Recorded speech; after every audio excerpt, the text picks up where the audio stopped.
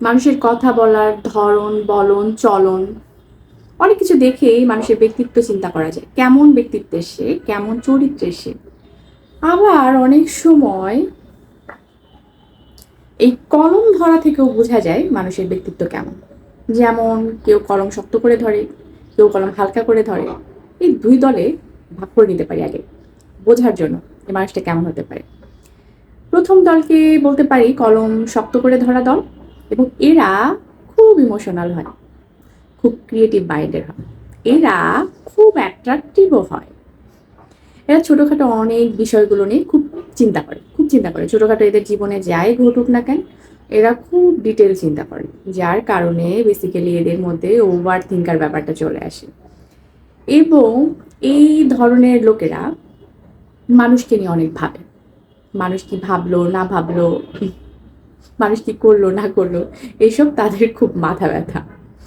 যার কারণে দেখা যায় এরা খুব কেয়ারিং হয় এবং এরা খুব লাভিংও হয়। এই যে কলম শক্ত করে ধরা মানুষ, এরা যেমন কলমটা শক্ত করে ধরে, ঠিক তেমনি এদের জীবনের প্রত্যেকটা বিষয় এরা এরকম শক্ত করে ধরে। রিলেশনের খুব দাম এদের কাছে। মানুষকে ভালোবাসা, মানুষকে মূল্য দেওয়াও খুব এদের মধ্যে থেকে খুব পাওয়া যায়। এই ধরনের লোকের মধ্যে থেকে খুব পাওয়া যায় যে এরা মানুষকে খুব ভালোবাসে। এবং এই যে শক্ত করে ধরা, কলম ধরা মানুষ, এরা কি করে, প্রত্যেকটা কাজ খুব নিখুঁতভাবে করে।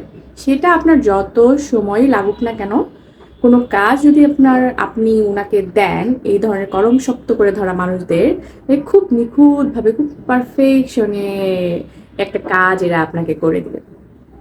তারপর বলবো যে আম, এই যে এরা খুব ইমোশনাল হয়, এই ইমোশনাল হওয়ার কারণে এদেরকে খুব তাড়াতাড়ি ঠকিয়ে ফেলা যায়।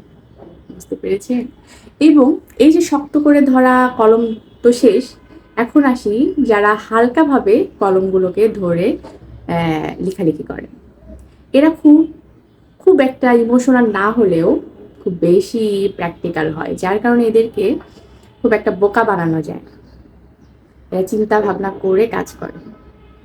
এরা বিজনেস মাইন্ড খুব তাড়াতাড়ি সেট করতে পারে, এবং এরা এই আগের দলের মতন খুব একটা চিন্তা ভাবনা না করেই কাজ কাম করে, এবং দেখা যায় এরা খুব জলদি কাজ শেষ করার একটা প্রবণতা এদের মধ্যে থাকে।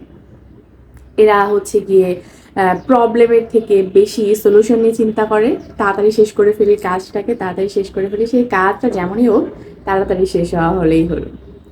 এরা কলমটাকে যেরকম হালকাভাবে ধরে, জীবনটাকে ওইভাবে হালকাভাবে ধরে। বুঝলেন তো? দুই দলের কথা বললাম, দুই দল দুই রকমের। এখন আপনি কলম ধরা মানুষকে দেখে অনেকটা কিছু বুঝতে পারবেন যে মানুষটা কেমন ব্যক্তিত্বের।